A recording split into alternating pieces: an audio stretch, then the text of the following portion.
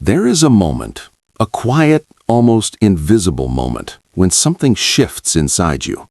You can't explain it. You can't point to it on a calendar, but something in your spirit knows that your life is not ordinary, that the path you are walking was designed before you ever took your first breath. And if you are watching this right now, I want you to stop for a second, because what I am about to share with you is not a coincidence. It never is for people like you. You have been feeling it, haven't you? That strange pull, that sense that you were made for something greater, that burning feeling deep in your chest when the world around you feels too small, too shallow, too ordinary. You look at your life, and sometimes it feels like it is falling apart. But what if I told you that falling apart is actually the beginning?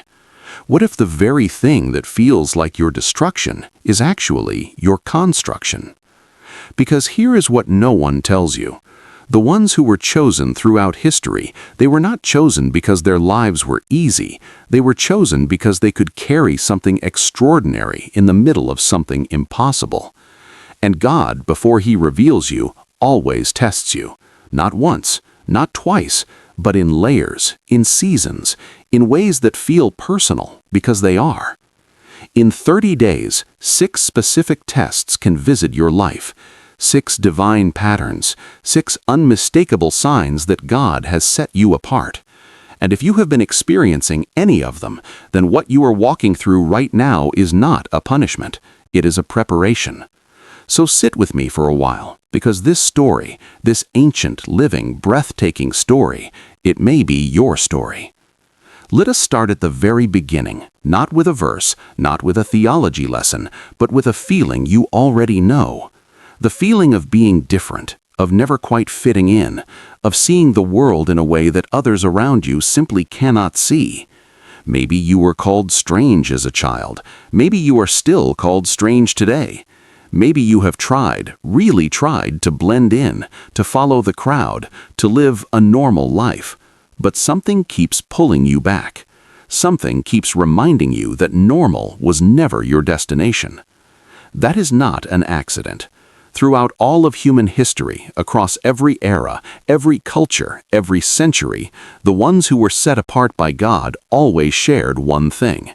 They felt the separation before they understood it. Before they were called, before they were known, before they stepped into their purpose, they already felt different.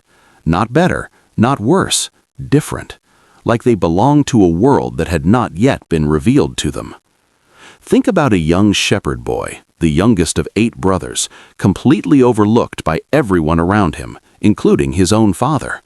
When the prophet came to his family's house looking for the next king of Israel, nobody even thought to call that boy in from the field. Nobody considered him. And yet, that shepherd boy became the greatest king in the history of his nation. Why? Not because his life was easy, but because long before the crown, there was the wilderness. Long before the palace, there was the lion and the bear. Long before the giant fell, there were years of solitude, years of being unseen, years of tending sheep in a field while the world moved on without him. That boy was David, and the wilderness did not delay his destiny. It built it. Now let's talk about the first test, because if you are going through this right now, you need to understand what it really means. The first test is the test of isolation. There's a specific kind of loneliness that the chosen carry. It is not the ordinary loneliness of someone who has no friends. It's deeper than that. It is the loneliness of someone who is surrounded by people and still feels profoundly alone. You can be at a dinner table, laughing, talking, smiling, and somewhere inside you there is a quiet ache. A feeling that the people around you cannot see what you see, cannot feel what you feel, cannot understand what is happening inside your spirit. And instead of running from that loneliness, God uses it. Because isolation, when it is divine, is not abandonment, it is preparation. Think about Moses. Before he led a nation out of slavery, he spent 40 years in the desert. 40 years, not 4 months, not 4 years, 40 years of silence, of shepherding, of waiting. And I want you to feel that for a moment. 40 years is not a delay. 40 years is a classroom. In that desert, God was not punishing Moses. He was preparing a man who would need extraordinary patience, extraordinary endurance, extraordinary faith to stand before the most powerful man on earth and say, "Let my people go." That kind of courage is not built in comfort. It's built in the wilderness. And right now, your wilderness might look like an empty apartment. It might look like a season where friendships have fallen away. It might look like a period where no one around you seems to understand your vision, your calling, your hunger. But the wilderness is not the end. It is the entrance. Every chosen person walks through it, every single one. And then comes the second test, and this one is harder. This one cuts deeper. The test of betrayal. There's a specific wound that betrayal leaves, not the ordinary sting of disappointment, something much sharper, the wound of betrayal by someone you trusted, someone you loved, someone you never imagined would turn against you. And when it happens, your first instinct is to ask, why? Why would God allow this? Why would someone I loved do this to me? What did I do to deserve this? But here's the truth that most people are never told. Betrayal is one of God's most precise instruments.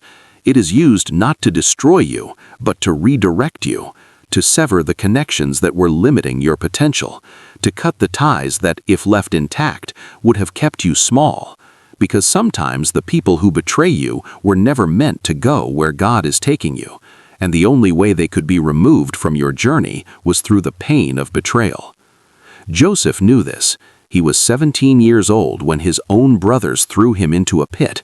His own blood, the people who were supposed to love him, protect him, celebrate him. They sold him into slavery instead.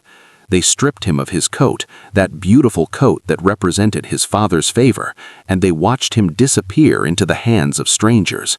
And then they went home and lied about it. For years after that, Joseph endured things no innocent man should ever endure. Slavery, false accusation, prison, forgotten promises. And yet, at every single stage of his suffering, the Bible says the same thing. The Lord was with Joseph. In the pit, God was there. In Potiphar's house, God was there. In the prison, God was there. And when the time finally came, when the moment of his destiny arrived, Joseph stood before Pharaoh and said something that should shake us to our core. He said to his brothers who had betrayed him, who had destroyed his life, "You intended to harm me, but God intended it for good." Genesis 50, verse 20. That is not a nice saying on a coffee mug. That is a man who had been through the fire, who had looked betrayal in the face, who had survived the unthinkable, and who came out the other side not bitter, but better, not broken, but built. And if you have experienced betrayal recently, if someone you loved has turned against you, if trust has been shattered in a way that still hurts to think about, I want you to hear this. God has not abandoned you. He is realigning you. The betrayal is not the end of your story. It is a turning point in it. The third test comes quietly, almost gently, but it is one of the most disorienting experiences a chosen person can walk through.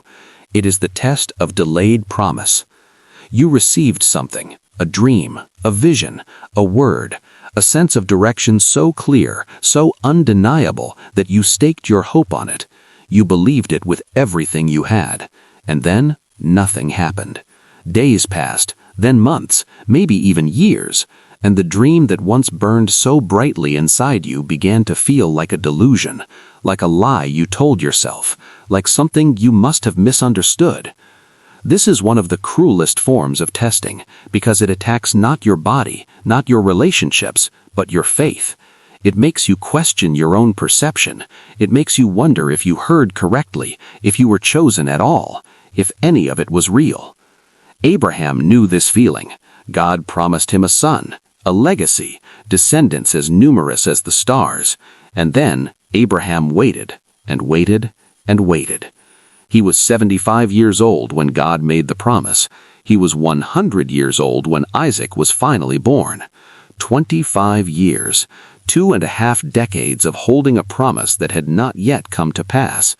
2.5 decades of watching his body age, watching the natural possibility of the promise fade, watching everyone around him live what looked like normal lives while he waited for something that seemed impossible. And the Bible tells us something extraordinary about Abraham in those years of waiting. It says he did not waver in unbelief. Romans 4 verse 20.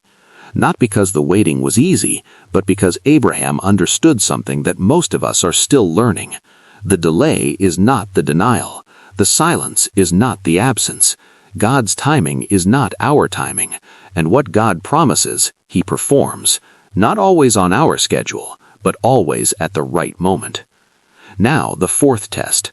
And this one is subtle. This one is dangerous because it doesn't feel like a test at all. It feels like an opportunity. The test of distraction.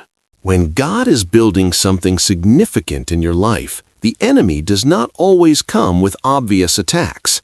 Sometimes he comes with something that looks good, an offer that sounds reasonable, a relationship that feels exciting, a path that appears easier than the one you are on. And the test is not whether you can resist something obviously evil. The test is whether you can resist something that looks good but is not right for you. Think about Jesus in the wilderness. 40 days of fasting, 40 days of hunger and thirst and silence, and then the temptations came. And notice something important about those temptations. They were not disgusting. They were not obviously wicked. Turn these stones into bread. Reasonable if you are starving. Bow down and receive all the kingdoms of the world. Attractive if your mission is to redeem humanity. Throw yourself down from this height and let the angels catch you. Spectacular if you want to demonstrate your authority. Every single temptation was dressed in something appealing. And that is exactly what makes the fourth test so dangerous for the chosen. Because you are not tempted by the obviously wrong. You are tempted by the almost right, by the shortcut to your destiny that bypasses the process, by the comfort that costs you your calling, by the good thing that crowds out the God thing. And right now, in your 30 days, you may be facing something that feels like an opportunity, a door that opens suddenly, a voice that is telling you to move faster, to take the shortcut, to settle for something close to what you were promised. And the question is not whether it looks good.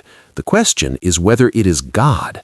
Because not every open door is a divine door, and not every good thing is the right thing for where you are going.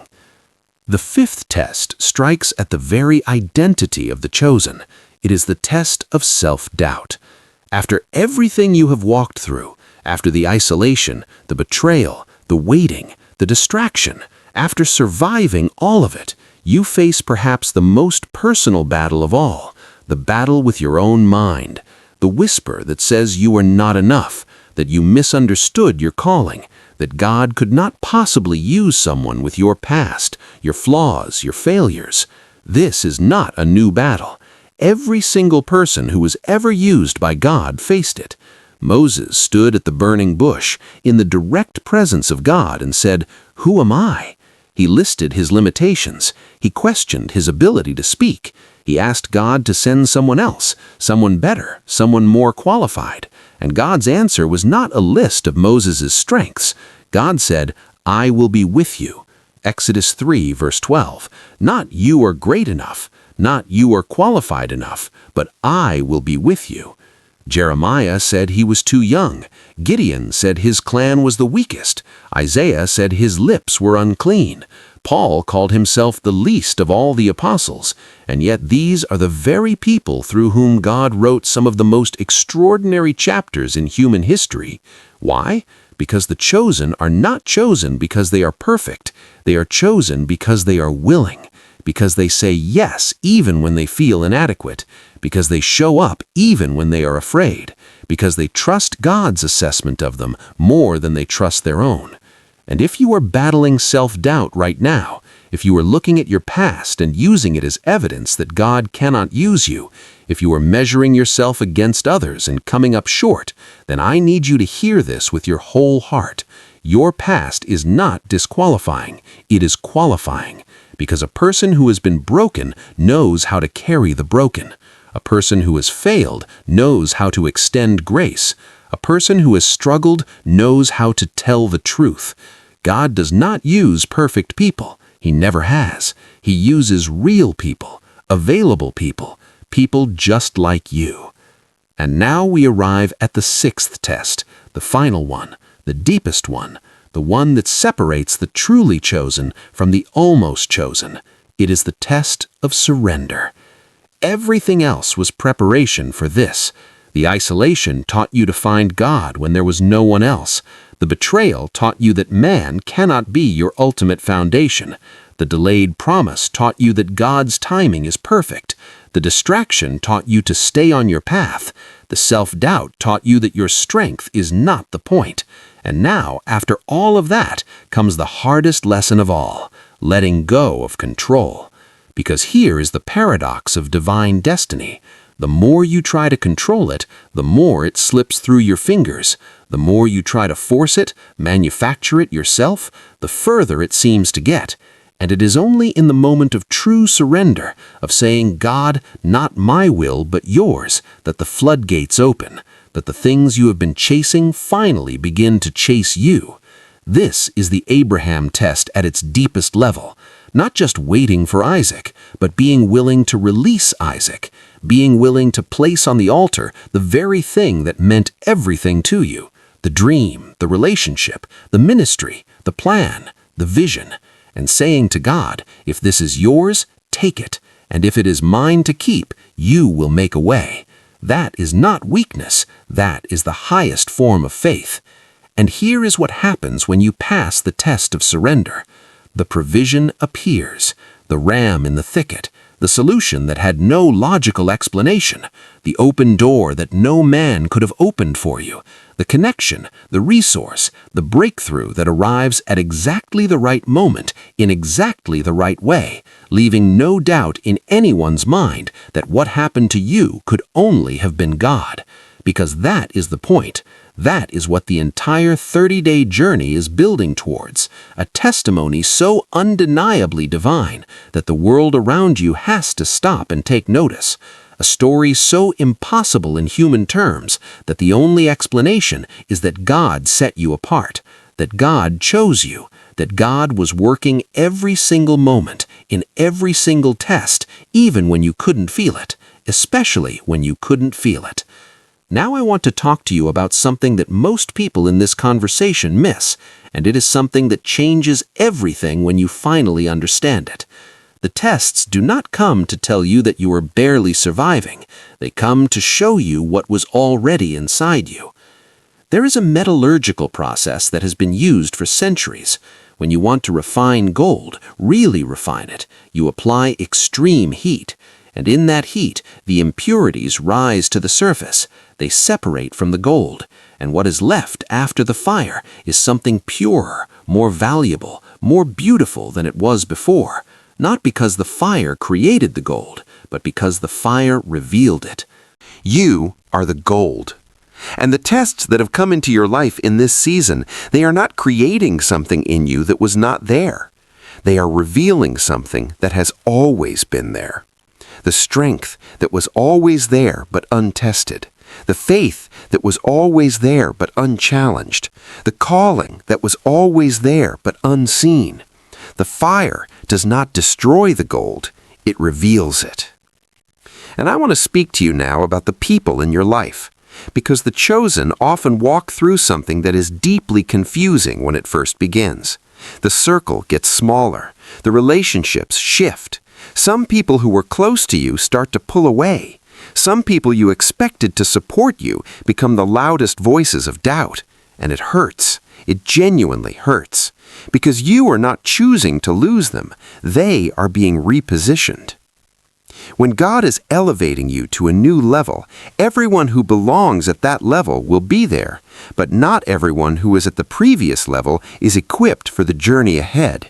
And rather than giving you a long, painful season of trying to make those relationships work, of compromising your calling to keep the peace, of shrinking yourself to fit into spaces you have outgrown, God sometimes allows the separation to happen naturally, mercifully, even through painful means, so that when you arrive at where you are going, you are surrounded by people who can actually go there with you, people who can carry what you carry, people who understand what you are becoming.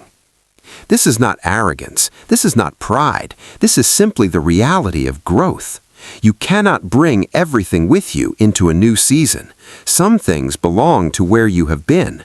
And part of the test, part of the choosing, is being willing to release with love the things and the people that belong to the chapter that is closing, even when it hurts, even when you wish it were different. Let us also talk about what the choosing actually looks like in real life, because I think we have romanticized it in a way that is doing people harm. We look at the great figures of biblical history, and we see them in their moment of glory. Moses parting the Red Sea, David dancing before the ark, Joseph ruling Egypt, Esther saving her people. We see the triumphant moment, and we measure our lives against it. And when our lives do not look like that moment, we begin to wonder if we were chosen at all. But what we forget is the years, the quiet, invisible, unglamorous years that preceded those moments. Moses had 80 years of preparation before the plagues, 80 years of desert and doubt and waiting before the burning bush. David had years of running from Saul, hiding in caves, leading a ragtag band of outcasts before the crown finally came. Joseph had 13 years of slavery and prison before he stood before Pharaoh, and Esther had a lifetime of displacement and loss before she stood in the palace and said, "If I perish, I perish." Esther 4, verse 16. 13 years, 40 years, 80 years.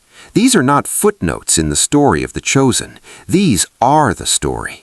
These are the years that built the person who could stand in the moment of destiny without breaking, without shrinking, without running. The moment of glory is not separated from the years of preparation. It is made of them. And so, if you are in year 3 of something that was supposed to happen in year 1, if you are in year 7 of a promise that was given in year 2, if you feel like you are behind, like you have missed something, like your timeline has been disrupted, then I need you to understand something. You are not behind God's schedule. You are on it. Because God's timing does not run on your calendar. It runs on purpose. And when the purpose is ready, when you are ready, the moment will arrive. Not a moment too late, not a moment too soon, but exactly when it is supposed to. There is a verse that I want to carry you into now, a verse that becomes a living, breathing reality for every person who walks through these 6 tests and comes out on the other side. Jeremiah 29, verse 11. "For I know the plans I have for you, declares the Lord, plans to prosper you and not to harm you, plans to give you hope and a future." I want you to hear that not as a verse on a wall. I want you to hear it as a personal declaration spoken directly to you in this season, in this moment. The plans are not general, they are for you. The prosperity is not abstract, it is real. The hope is not wishful thinking, it is a divine guarantee. And the future that feels uncertain, that feels delayed, that might not come, is already secured in the mind of God. But here is the part that most people overlook.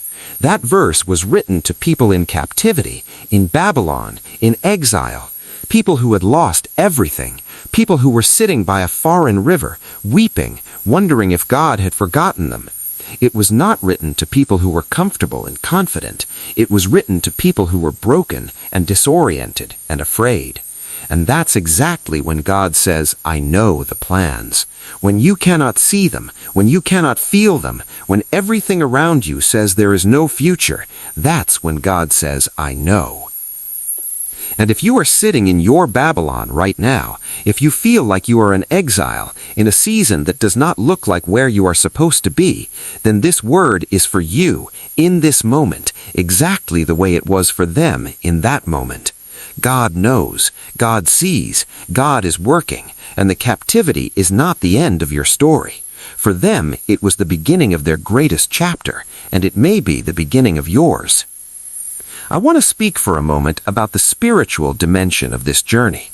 Because the isolation you feel, the attacks you experience, the weight of the season you are carrying, these are not random. There is an intelligence to the opposition you face when you are chosen. Not because the enemy is all-powerful, far from it, but because he is strategic, and his strategy is always the same: attack the identity before the assignment. If he can convince you that you are not chosen, that you are not called, that God has forgotten you, then he doesn't have to worry about what you might do when you step into your purpose. Because a chosen person who knows who they are is terrifying to every dark principality. A person who has been through the fire and come out refined, who has been through the betrayal and come out restored, who has waded through the silence and come out with unshakable faith, that person is dangerous in the most beautiful sense of the word. That person carries something that cannot be manufactured, cannot be faked, cannot be taken. A testimony that moves mountains, a faith that has been tested and proven, a love that has survived the worst and still chose God. And that's why the attacks were so personal. That's why the tests were so specific to your life, your relationships, your weaknesses, because what you carry is significant. What you are being prepared for is real, and the intensity of the opposition is actually evidence of the magnitude of what God is building in you. Let me bring you now to something I want you to carry with you long after this video ends. A question. Not a theological one, a personal one. When you look back on your life, on the hardest seasons, the most painful moments, the times you were sure you were finished, can you see the hand of God in them? Not when you were in them, but now, looking back. Can you see the thread that ran through all of it, the divine pattern that was working even when nothing made sense? Because that backward glance is one of the most powerful spiritual tools available to the chosen. When the present is confusing, look back. Remember the times God came through. Remember the moments that felt like the end and turned out to be a transition. Remember the doors that closed that you mourned, only to discover that something far better was waiting on the other side. Remember the people who left and the space that created for the people who came. Remember the prayer that went unanswered in the way you wanted it answered, and how much better God's answer actually was. That memory is not nostalgia. That memory is evidence. Evidence that the God who was faithful then is faithful now. Evidence that the God who brought you through every previous test will bring you through this one. Evidence that your story is not over. That the chapter you are in right now is not the last chapter. That the darkness you are navigating is not the end of the light. It is the space before the dawn. And the dawn is coming. It always comes for the chosen. After the pit, there is the palace. After the wilderness, there is the promised land. After the cross, there is the resurrection. This is not wishful thinking. This is the pattern woven into the very fabric of how God works with the people he has set apart. The pattern of descent and ascension, of death and resurrection, of loss and restoration, of testing and triumph. And if you are in the descent right now, if you are in the place of loss, if you are in the fire, then the pattern tells us something undeniable. The ascension is coming. The restoration is coming. The triumph is coming. But I want to be careful here, because I do not want to give you a false promise. The triumph does not always look the way we expect it to. Sometimes the victory is internal before it is external. Sometimes the breakthrough is a peace that passes understanding while the circumstances are still uncertain. Sometimes the chosen person is not rescued from the fire. They are sustained in it. They are changed by it. They are made unburnable by it. Daniel's friends were thrown into a furnace so hot that it killed the men who threw them in, and yet they walked through that fire. And when they came out on the other side, the Bible says not a hair on their heads was singed, not even the smell of smoke on their clothes. Daniel 3, verse 27. And the only explanation was that someone was in the fire with them, someone who was not consumed, someone whose presence made the consuming fire unconsuming. And that is what God promises the chosen. Not that the fire will not come, but that He will be in it with you. Not that the storm will not rage, but that you will not drown. Not that the valley will not be dark, but that the valley is not your destination. It is your passage, and every single step through it, every single breath you take in the darkness, every single prayer you cry in the silence is being counted, is being used, is building something in you that could not be built any other way. We are coming toward the end of this journey together, and I want to leave you with something that is not a formula, not a strategy, not a list of steps. I want to leave you with an image. Imagine a seed, a tiny, seemingly insignificant seed, dropped into the darkness of the earth, covered in soil, cold, pressured, completely hidden from the world. And from the outside, it looks like nothing is happening. It looks like the seed has been forgotten. It looks like the seed is buried and dead. But inside that seed, in the darkness, in the pressure, in the invisible space that no one can see, something extraordinary is happening. Life is forming. Roots are reaching down. A shoot is pressing upward. And at exactly the right moment, when the season turns and the sun returns, that seed breaks through. It emerges from the darkness into the light, not despite what it went through, but because of it. Because the darkness shaped the roots, the pressure shaped the direction, the cold shaped the resilience. And what emerges is not just a plant, it is a tree with deep roots and wide branches, a tree strong enough to shelter others, a tree that bears fruit not for itself alone, but for everyone who comes near it. You are that seed, and the tests you have been walking through in this season, all 6 of them, are not destroying you. They are forming your roots. They are shaping your direction. They are building your resilience. And when you break through, when you emerge from this season into the light you have been pressing toward, you will not come out fragile. You will come out rooted. You will come out unshakable. You will come out carrying something so deep, so real, so forged by fire and tested by time that the world around you will feel it, will recognize it, will be changed by it. Because that is what it means to be chosen. Not a life free of suffering, but a life that transforms suffering into something sacred. Not a path without difficulty, but a path where every difficulty has a purpose. Not a story without darkness, but a story where the darkness never wins, because the one who called you is greater than anything that has tried to stop you. Greater than the isolation, greater than the betrayal, greater than the delay, greater than the distraction, greater than the doubt, greater than the need to control, greater than all of it. All of it. And so, as you close this video, as you step back into your life, into your season, into the test you may still be walking through, I want you to carry this one truth above all others. You were not chosen because you were perfect. You were chosen because God saw in you something that He decided was worth the fire. Something worth the refining, something worth the preparation, something that when it finally emerges fully will bear witness to the goodness, the faithfulness, the extraordinary creativity, and the relentless love of a God who never makes mistakes. Not in the fire, not in the silence, not in the wilderness, not in the waiting, not ever. Hold on, chosen one. Your season is turning. The roots are deep. The breakthrough is real. And the God who set you apart has not abandoned you. He is building you. And what He builds, He completes. Philippians 1 verse 6. He who began a good work in you will carry it on to completion.